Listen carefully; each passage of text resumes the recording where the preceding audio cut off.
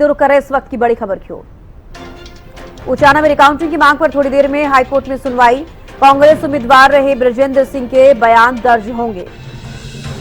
215 अस्वीकृत डाक वोट की दोबारा जांच और गणना की मांग उठाई थी। महज 32 वोटों से जीते थे बीजेपी उम्मीदवार देवेंद्र रथी। उचाना में रिकाउंटिंग की मांग पर अब थोड़ी देर में हाईकोर्ट में सुनवाई। कांग्रेस उम्मीदवार रहे बृजेंद्र सिंह के बयान दर्ज होंगे।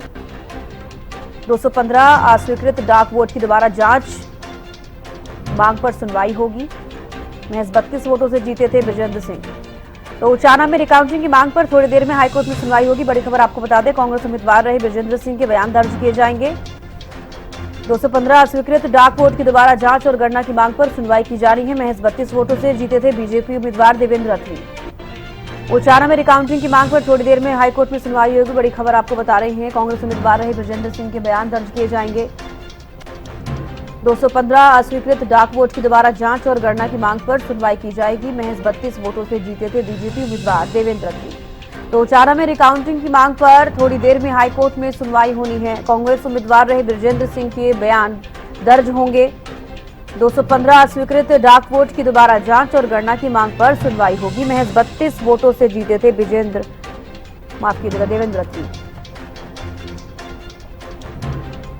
तो कांग्रेस उम्मीदवार रहे बृजेंद्र सिंह के बयान दर्ज किए जाएंगे। बड़ी खबर आपको बता दें, उचाना में रिकाउंटिंग की मांग पर थोड़ी देर में हाईकोर्ट में सुनवाई होनी है। महज 32 वोटों से जीते थे बीजेपी उम्मीदवार देवेंद्र रथी। तो उचाना में रिकाउंटिंग की मांग पर थोड़ी देर में हाईकोर्ट में सुनवाई होगी। प्रदीप शोकन जुड़ गए हैं ज्यादा जानकारी के साथ, विशेष संवाददाता। प्रदीप, क्या कुछ ज्यादा जानकारी? बिल्कुल, देखिए, आज पंजाब एंड हरियाणा हाईकोर्ट के अंदर जो याचिका दायर की गई थी संशोधित बृजेंद्र सिंह की तरफ से, उसके ऊपर आज सुनवाई है और बृजेंद्र सिंह के आज बयान जो लिए जाएंगे। आपको बता दें कि ये मामला उचाना विधानसभा से जुड़ा हुआ है। विधानसभा के अंदर जो विधानसभा जब चुनाव हुए थे तो उस समय रिकाउंटिंग नहीं हुई थी 215 वोटों की, ऐसा कहना है बृजेंद्र सिंह का।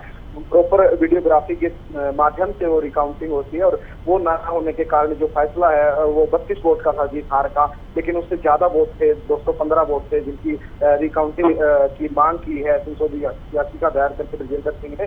तो वहीं पर भाजपा प्रत्याशी ने भी इसको खारिज करने की मांग लगाई थी, लेकिन हाईकोर्ट ने उसको स्वीकार कर लिया और आज उस पर बृजेंद्र सिंह की तरफ से जो है बयान जो है दर्ज करवाने हैं और कुछ ही समय बाद जो है पंजाब एंड हरियाणा हाईकोर्ट के अंदर जो सुनवाई होगी। बृजेंद्र सिंह हाईकोर्ट पहुंच चुके हैं और कुछ ही देर बाद ये इस केस में सुनवाई होगी, लेकिन बाद में क्या कुछ रहता है वो सुनवाई के बाद पता चलेगा। कोर्ट की क्या कुछ गाइडलाइन आती है वो देखने वाली बड़ी बात रहेगी, क्योंकि पूरे हरियाणा की बात करें तो सबकी नजरें इस सीट पर है, होस्ट सीट होने के नाते, और सब विधानसभा क्षेत्र के लोगों की भी निगाहें टिकी हुई है आखिर क्या कुछ फैसला आता है। जी चलिए, बेहद शुक्रिया प्रदीप जुड़ने के लिए और तमाम जानकारी देने के लिए।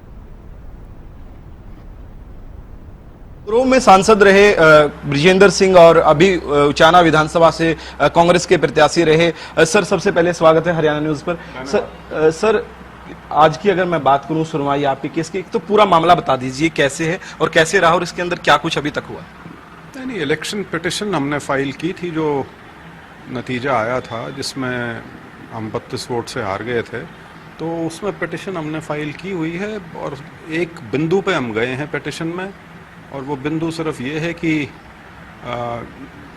जो पोस्टल बैलेट इनवैलिड डिक्लेयर हुए हैं जिनकी संख्या 215 है, तो ये प्रावधान है इलेक्शन का, इलेक्शन रूल्स में, कि यदि हार जीत का अंतर इनवैलिड वोट से कम हो तो उन इनवैलिड वोट्स की दोबारा से रीवेरिफिकेशन रिटर्निंग ऑफिसर को खुद करनी होती है कंपल्सरीली, और उसकी बाकायदा वीडियोग्राफी होनी चाहिए।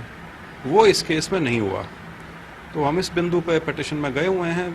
सुनवाई चल रही है, आज मेरी इसमें पेशी है। आज इसमें याचिका को खारिज करने के लिए भी याचिका दायर की गई थी भाजपा प्रत्याशी की तरफ से, लेकिन उसको खारिज कर दिया गया है सर।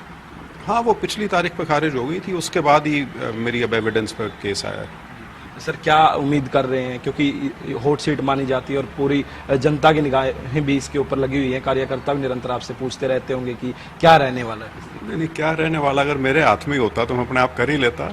वो तो कोर्ट जो भी फैसला करेगा वो सबको मान्य होगा। सर अभय चौटाला निरंतर जो है कटाक्ष करते हैं भूपेंद्र सिंह हुड्डा को लेकर, आपको लेकर भी उन्होंने 2-3 बार बयान दिया है कि हराने के लिए भूपेंद्र हुड्डा की साजिश थी, जो निर्दलीय उम्मीदवार थे वो किस पार्टी से थे, ऐसे आरोप लगाए जा रहे हैं। सर नहीं, चलिए, उनकी अलग पार्टी है, उनकी अपनी एक सोच है और वो मुखर होकर अपनी बात कह सकते हैं। मैं उसके साथ अपनी बात नहीं जोड़ना चाहूँगा, लेकिन वो उनकी 25 तारीख की चौधरी देवीलाल के जन्म दिवस के उपलक्ष्य में हर साल वो करते हैं, तो इस बार रोहतक में कर रहे हैं, तो शायद इस तरह की जो बयानबाजी उन्होंने अपनाई है 25 तारीख के कार्यक्रम को ध्यान में रखते हुए कर रहे हैं वो। जी, इस वक्त हमारे साथ पूर्व सांसद ब्रिजेंद्र सिंह मौजूद थे, जिन्होंने हमें तमाम जानकारी दी और आज उनकी पिटीशन पर सुनवाई है, उनके बयान भी दर्ज होंगे। वीडियो जर्नलिस्ट अशोक के साथ प्रदीप शौकंद, हरियाणा न्यूज।